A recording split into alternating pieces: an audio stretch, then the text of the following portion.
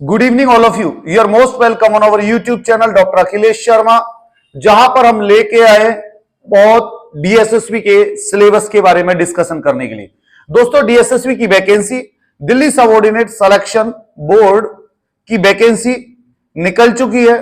13 फरवरी 2024 से form start हो चुके हैं। आप सब लोग फॉर्म भरना स्टार्ट कर दें। जो लोग जो क्वालिफिकेशन प्रॉपर रखते हैं वो हमने ऑलरेडी प्रीवियस वीडियोस में समझाया हुआ है आपको। बाकी की और हमारी वीडियोस आप देखते रहिए, आपको समझ में आता रहेगा। तो दोस्तों, आपको फॉर्म भर देना है डीएसएसबी का और एग्जाम की प्रिपरेशन स्टार्ट कर देनी है। आप ये ना सोचे जब डेट आएगी जब स्टार्ट करेंगे। काल करे सो आज कर, आज करे सो अब, पल में परले होएगी बहुरी कौन करेगा और कब। मींस आप जो काम बाद में करने की सोच रहे हैं प्रिपरेशन की, अभी से स्टार्ट कर दें, क्योंकि एग्जाम की डेट की कंफर्मेशन बहुत जल्दी आने वाली है। तो आप लोग सब सिंसियरली पढ़ाई स्टार्ट कर दें। और पढ़ाई स्टार्ट करने से पहले बहुत सारे लोगों को यह नहीं पता होता कि उन्हें पढ़ना क्या है, किस तरीके से पढ़ना है और कैसे पढ़ना है। तो उसके लिए हम आपको सिलेबस का एक ब्रीफली डिस्कशन करते हैं, जो सिलेबस आपके अंदर आएगा। जब हम एग्जाम पैटर्न की बात करते हैं, मींस DSSB, जब हम इसके एग्जाम पैटर्न की बात करते हैं बेटा, तो इसके एग्जाम पैटर्न के अंदर दो चैनल होते हैं। एक होता है सेक्शन ए और एक होता है सेक्शन बी। सेक्शन बी जो होता है बेटा, वो नर्सिंग का क्वेश्चंस होते हैं, जो कि 100 क्वेश्चंस एग्जाम के अंदर पूछे जाते हैं। 100 क्वेश्चंस मींस आपको ये पता पड़ गया कि जो नर्सिंग सब्जेक्ट्स के जो क्वेश्चंस है बेटा, वो 100 क्वेश्चंस होते हैं। और ये जो मार्क्स के पूछे जाते हैं बेटा, जो इनके मार्क्स होते हैं वो 100 मार्क्स। मींस आपके डीएसएसबी का जो पैटर्न या डीएसएसबी का जो पेपर है बेटा, वो 200 मार्क्स का होगा, जिसमें से 100 मार्क्स के आपके नर्सिंग के क्वेश्चंस होंगे। मींस 50% वेटेज आपके सिलेक्शन का नर्सिंग डिसाइड करती है। उसके बाद में section A means normally 1 hour का ये डिस्ट्रीब्यूट कर दीजिए, 1 आवर का ये डिस्ट्रीब्यूट कर दीजिए। टोटल जो इसकी ड्यूरेशन होगी बेटा, वो होगी 2 आवर्स। टोटल ड्यूरेशन कितनी होगी? 2 घंटे। आपको 2 घंटे में 200 क्वेश्चन सॉल्व करने। सेक्शन ए के अंदर सबसे पहले आता है बेटा जनरल अवेयरनेस, जिसको हम दूसरे वर्ड के अंदर जीके बोलते हैं। इसके 20 क्वेश्चंस होते हैं। आपके सामने कितने क्वेश्चंस होते हैं? 20। और जो मार्क्स होते हैं वो होते हैं 20 मार्क्स। उसके बाद मैथ्स के क्वेश्चन होते हैं 20 मार्क्स। उसके बाद रीजनिंग के जो क्वेश्चंस होते हैं बेटा, वो होते हैं 20 और 20 मार्क्स।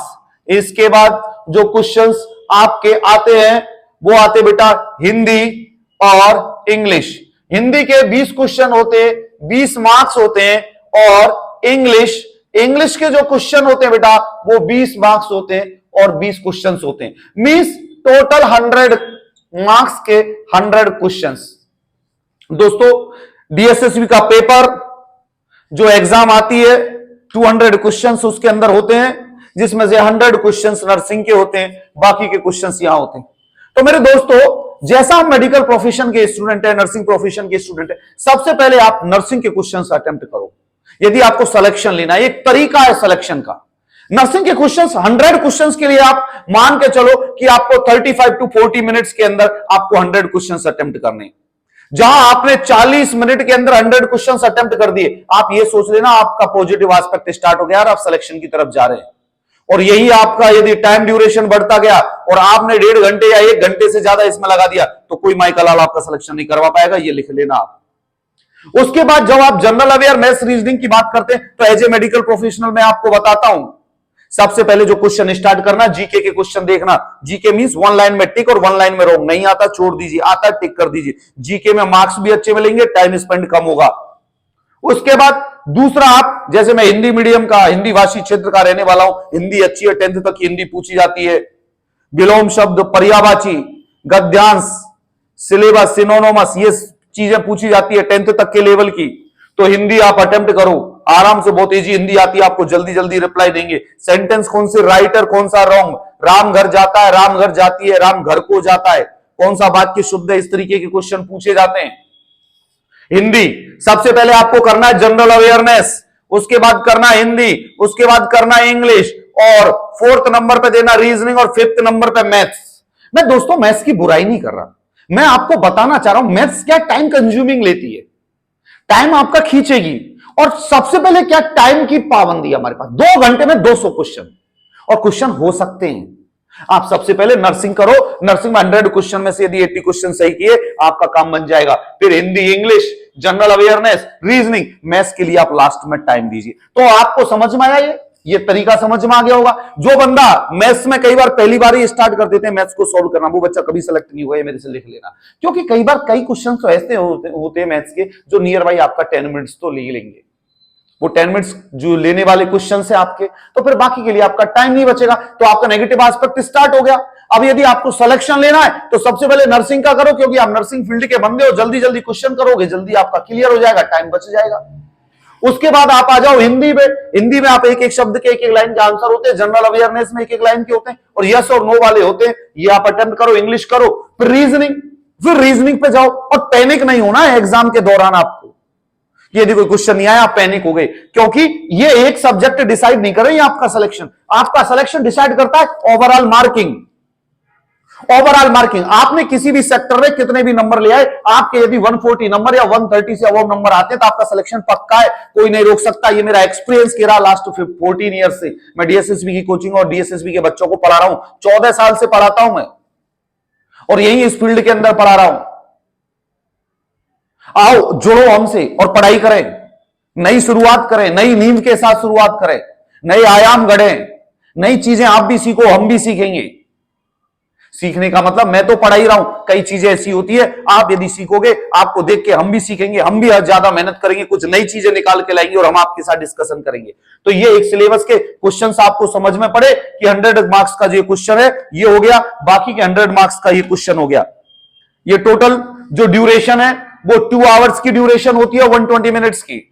और नेगेटिव मार्किंग की जब हम बात करते हैं इसकी कि नेगेटिव मार्किंग कितनी होती है, तो बेटा नेगेटिव मार्किंग जो होती है वो होती है 0.25 मार्क्स की।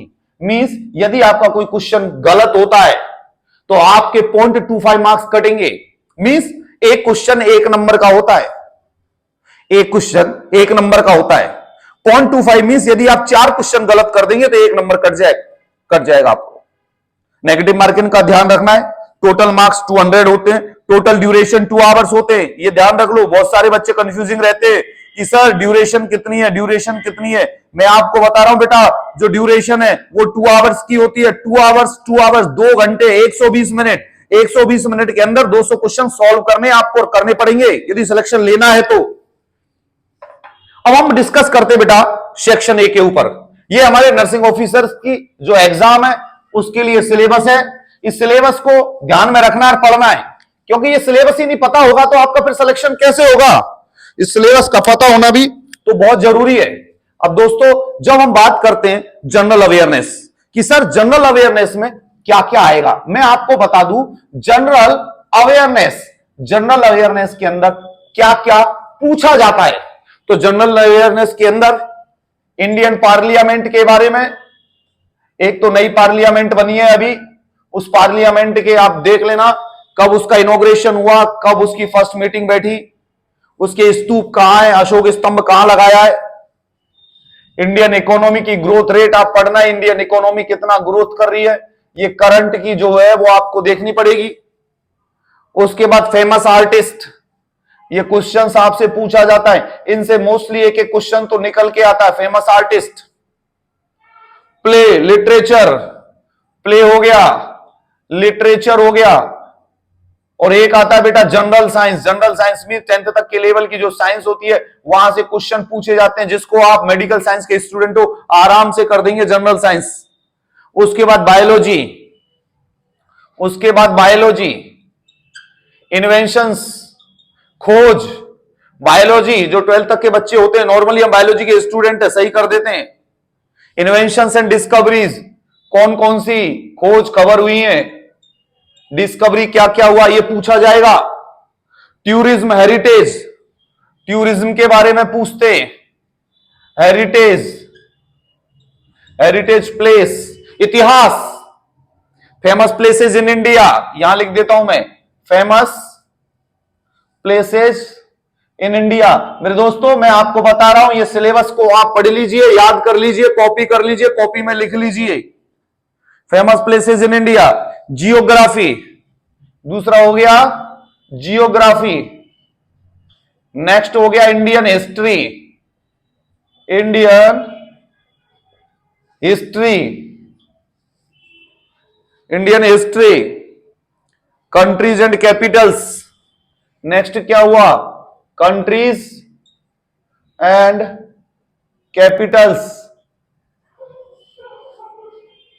कंट्रीज एंड कैपिटल्स के बारे में। Famous days and dates, famous days and dates के बारे में। उसके बाद famous books and authors, famous books and authors, famous books and authors. Rivers, lakes and seas, rivers, lakes and seize, नदियां, समुद्र, झीलों के बारे में। सिविक्स और करंट अफेयर्स, सिविक्स और करंट अफेयर्स के बारे में। उसके बाद इंडियन पॉलिटिक्स और एनवायरमेंटल इश्यू, इंडियन पॉलिटिक्स और एनवायरमेंटल इश्यूज। ये दोस्तों कॉमन पॉइंट्स है जो जीके के अंदर आपसे पूछे जाएंगे। आपको पहले जीके के अंदर जनरल अवेयरनेस, ये टॉपिक्स के बारे में डिस्कशन किया जाएगा। इन टॉपिक्स को आप कॉपी कर ले और याद कर ले। आप याद कर लेंगे बेहतर होगा, समझ लेंगे बेहतर होगा, और इन टॉपिक्स के बारे में डिस्कशन करें। पढ़ने के लिए तरीका मैं बता दूं, करंट अफेयर्स की बुक्स, करंट अफेयर्स की किताब है, इंडिया टुडे की बुक और न्यूज़पेपर पढ़ना स्टार्ट कर दीजिए। जैसे इंडियन पार्लियामेंट, तो न्यू पार्लियामेंट के बारे में पढ़ लो, उसके बारे में थोड़ी सी हिस्ट्री समझ लो। इंडियन इकोनॉमी की क्या ग्रोथ रेट चल रही है, क्या कम हो रही है, ये पढ़ लीजिए। फेमस आर्टिस्ट जो है दो चार, संतूर वादक, बांसुरी वादक, इनके नाम याद कर लीजिए। फेमस प्लेसेस इन इंडिया, ये मोस्ट ऑफ द पता रहता है। इन्वायरमेंटल इश्यूज, इंडियन पॉलिटिक्स और फेमस डेज एंड डेट्स, ये सिलेबस आपको पढ़ना है। बाकी की जो हम डिटेल में डिस्कस हमारे प्लेस, और ये प्लेस हम कुंभज नर्सिंग एकेडमी पर डिस्कशन करते हैं और पढ़ते हैं और पढ़ाते हैं। आप यहां पर बेहिचक आ सकते हैं, बेझिझक आ सकते हैं और मेहनत कर सकते हैं, और हम भी मेहनत करेंगे। और हमारा एक ही मेन मोटो, सिलेक्शन लाना और प्रूफ करना व्हाई वी आर बेस्ट। अब हम दूसरे टॉपिक के बारे में डिस्कस करते हैं, जनरल इंटेलिजेंस एंड रीजनिंग। ये जनरल अवेयरनेस का सिलेबस हुआ। अब हम पढ़ते हैं general intelligence, general intelligence and reasoning. आपको दूसरे में लिख दूं, जनरल इंटेलिजेंस एंड रीजनिंग। जब हम इसकी बात करते हैं, जनरल इंटेलिजेंस एंड रीजनिंग की जब हम बात करते हैं, तो इसके अंदर क्वेश्चन पूछे जाते हैं बेटा। एक तो होता है इक्वलिटी, इक्वलिटी के बाद डिफरेंस, डिफरेंस के बारे में पूछा जाएगा, इक्वलिटी के बारे में पूछा जाएगा, स्पेस सीन के बारे में, SPACE, स्पेस सीन के बारे में, स्पेस सीन के बारे में, problem solving analysis, problem solving analysis, problem solving analysis, decision making, decision making, discrimination, discrimination, decision making, discrimination, visual memory, visual memory और ऑब्जर्वेशन,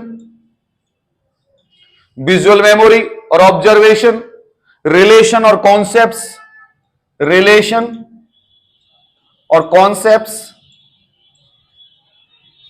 और arithmetic reasoning, arithmetic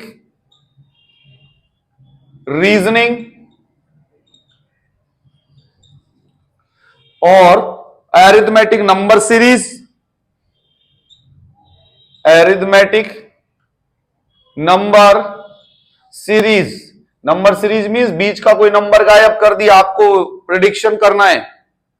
बर्वल and form classification, verbal and form classification, ये आपको हुआ, ये समझ में आया आपको? ये टॉपिक्स जो आपको डिस्कशन करने हैं, ये एक हमारी रीजनिंग के क्वेश्चंस हैं। यहां इस प्लेस पर इस कुंभज नर्सिंग एकेडमी के अंदर रीजनिंग पढ़ाई जाती है। रीजनिंग के लिए रीजनिंग का एक्सपर्ट आता है, रीजनिंग पढ़ाता है। ये अरिथमेटिक रीजन, ये टॉपिक्स है जिनको आपको याद करना है, आपको सॉल्व करना है और इनको प्रिपेयर करना है डीएसएसबी के एग्जाम के लिए, क्योंकि आपकी रीजनिंग 20 नंबर की आने वाली है और 20 मार्क्स आपको अचीव करना है। उसके बाद एरिथमेटिक, मैं आपको ज्यादा एक्सप्लेन इन टॉपिक्स को करूंगा तो बहुत बड़ी वीडियो बन जाएगी और बहुत बड़ा टाइम लगेगा, लेकिन ये टॉपिक्स आप अपनी कॉपी में डिक्टेट कर लें और डिक्टेट करते हुए आप ऐसे टिक करके इनको समझते जाइए। 3 टॉपिक पढ़ लिए, 4 पढ़ लिए, फिर नेक्स्ट, फिर नेक्स्ट, फिर नेक्स्ट। जब आप ये पूरे पढ़ लीजिए, जब आपको होगा कि चलो मैंने रीजनिंग पढ़ ली। तो दोस्तों, ये जनरल इंटेलिजेंस एंड रीजनिंग के टॉपिक्स, अब हम पढ़ते हैं जो टॉपिक्स, वो आते हैं हमारे topics general, arithmetic and numerical ability. जो तीसरा जो टॉपिक होता है बेटा, वो होता है एरिथमेटिकल एंड न्यूमेरिकल एबिलिटी, जिसको कि हम दूसरे वर्ड्स के अंदर मैथ्स बोलते हैं। गणित जो पूछी जाती है, जनरल मैथ, जिसके अंदर जो क्वेश्चन पूछे जाते हैं, डेसिमल, डेसिमल के बाद डाटा इंटरप्रिटेशन, डाटा इंटरप्रिटेशन और average, average, simple and compound interest. इसके क्वेश्चंस भी आते हैं जो आपको पढ़ने हैं, आपको याद करने, आपको समझने। मैथमेटिक्स याद नहीं, समझना पड़ेगा। Mensuration, mensuration, working time, working time, next time and distance, time and distance. उसके बाद डिफरेंशिएशन, उसके बाद डिफरेंशिएशन, उसके बाद एलसीएम, लघुत्तम समावर्त और बृहत्तम समावर्त, एंड एचसीएफ। ये क्वेश्चंस बनते हैं आपके। Ratio and proportion, ratio and proportion. इसके बाद percentage, percentage, next profit and loss, profit and loss, tables and graph, tables and graphs और डिस्काउंट्स। बेटा ये जो टॉपिक है ना, ये आपको डिस्कशन करने हैं, आपको इन टॉपिकों को कैलकुलेट करना है और इन टॉपिकों को कैलकुलेट करने के बाद आपको समझ में आ जाएगी कि ये मैथ्स है। इसमें डेसिमल वाला चैप्टर पढ़ा, टिक कर लिया, डाटा इंटरप्रिटेशन पढ़ा, टिक कर लिया, एवरेज पढ़ा, टिक कर लिया। कोई भी मैथ्स का टीचर ये पढ़ा सकता है। इसमें से 5-6 टॉपिक ऐसे हैं जो इजी वे में कोई भी हम जैसा बंदा और आप जैसा बंदा कर सकता है, तो ये आपको याद रखना है। इसके बाद जनरल इंग्लिश लैंग्वेज, इसके बाद चौथे पे जो होता है हमारा, वो आता है जनरल इंग्लिश लैंग्वेज। जो चौथा होता है वो होता है जनरल इंग्लिश लैंग्वेज, जिसके अंदर आपसे इंग्लिश के क्वेश्चंस पूछे जाते हैं। इंग्लिश के अंदर अपोजिट शब्द, सिनोनिमस, एक आपका गद्यांश पैसेज दिया होता है, कुछ एक्टिव पैसिव दिए होते हैं, कुछ फॉर्म्स के दिए होते हैं, कुछ टेंसेज के दिए होते हैं। ये आपको पढ़ने हैं। हिंदी के अलावा नेक्स्ट जो क्वेश्चन आते हैं, जनरल हिंदी लैंग्वेज, हिंदी भी एक लैंग्वेज, हिंदी के अंदर understanding Hindi and English language, इनके अंदर जो बनते हैं, सबसे पहला तो बनेगा understanding Hindi and English language. इसके बारे में आपको पढ़ना है, इसके बारे में आपको पढ़ना है। English and Hindi grammar, English and Hindi grammar के बारे में पढ़ना है। उसके बाद इंग्लिश एंड हिंदी ग्रामर के बारे में पढ़ना है। इस इंग्लिश एंड हिंदी ग्रामर के बाद क्वेश्चंस और टर्मिनोलॉजी, क्वेश्चंस और टर्मिनोलॉजी लाइक टेंसेज, सिनोनिमस, कुछ ग्रामर से related questions, sentence structure, sentence structure ये आपसे पूछी जाएगी। और synonyms, antonyms, syno SYNO, nyms ANTO, synonyms SYNO NYMS, syno NYMS, N by synonyms and antonyms, ANTO NYMS, synonyms and antonyms and their uses and their uses। तो दोस्तों हिंदी और English के अंदर ये टॉपिक्स के बारे में डिस्कशन किया जाएगा। जो डीएसएसबी को पढ़ाने वाले टीचर हैं, जो कंपटीशन की तैयारी करवाते हैं और जिन्होंने खुद ने कंपटीशन की तैयारी पहले की है, उन सबको इन टॉपिक्स के बारे में डिटेल पता है। ये सारी चीजें हमारे Kumbhaj nursing academy Dilshad garden Delhi के अंदर हमारे टीचर तैयारी करवाते हैं, प्रिपरेशन करवाते हैं, उनको सब पता होता है इसके बारे में। आप आओ, ज्वाइन करो और एक नींव रखो। और जो लोग ऑनलाइन पीछे कर रहे हैं, मैं किसी के लिए कुछ नहीं बोलूंगा, लेकिन offline is the best study, जहां आप सब कुछ छोड़ के कंसंट्रेट करके अपनी क्लासरूम के अंदर बैठते हो, जहां आपका टीचर आपको पढ़ाता है, उनके शब्द जो आप सुनते हो, वो शब्द आपके माइंड में ऐसे सेट हो जाते हैं कि आगे आप जब एग्जाम लिखने जाओगे तो 20 से 25 क्वेश्चन तो आप आपके टीचर के बताए हुए और सुनाए हुए आप सुनकर उनको सही करके आएंगे। तो ये हमारा डीएसएसबी का पूरा सिलेबस हो गया। सेक्शन ए के बारे में डिस्कशन हो गया, सेक्शन बी के अंदर नर्सिंग के क्वेश्चंस पूछे जाते। ये पूरा एक डीएसएसबी का सिलेबस है जिसको हमें पढ़ना है और सिलेक्शन लेना है। Best of luck all of you. Thank you so much. Bye bye, take care.